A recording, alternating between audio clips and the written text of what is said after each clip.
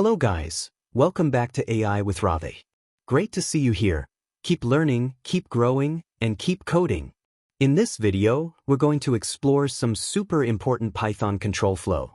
Let's jump right into the topics we'll be learning today. If-else statements allow Python to make decisions based on a condition. Think of it like a branching path. If the condition is true, the program follows one direction. If it's false, it takes a different path. In this example, we check whether the age is greater than or equal to 18.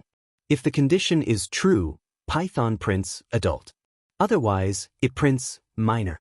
If-else statements are one of the most important tools for controlling how your program behaves in different situations.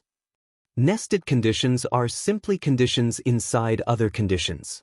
They help your program make more detailed decisions by checking one rule first, then another inside it. In this example, we start by checking if the score is 60 or above. If it is, we go one level deeper and check if the score is 90 or more. A high score prints excellent, otherwise we print good. But if the very first condition fails, the program immediately prints fail. Nested conditions let your program think in layers, making decisions step by step based on multiple rules.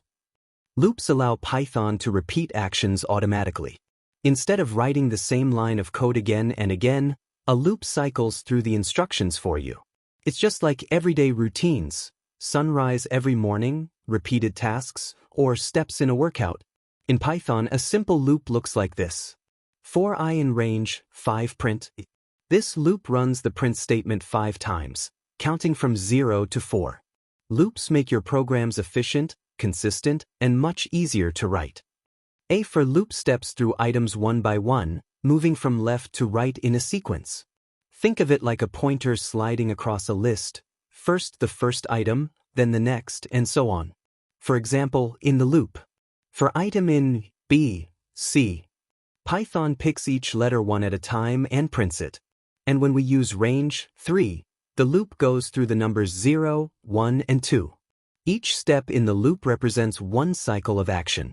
For loops make it easy to repeat tasks for every item in a list, or for a set number of times.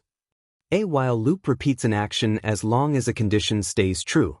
Think of it as a cycle that constantly checks a rule before each repetition. The flow looks like this. Start the loop, check the condition if it's true, run the code, then go back and check again. When the condition becomes false, the loop stops. In this example, count starts at 1. Python prints the value, increases it by 1, and then checks the condition again. This continues until count becomes greater than 5. While loops are perfect for situations where you don't know the exact number of repetitions, but you do know the condition to keep going. Python gives us 3 special control statements that change how loops behave. Break stops the loop completely, like hitting a roadblock. The moment the condition matches, the loop ends. Continue skips just one step and keeps going.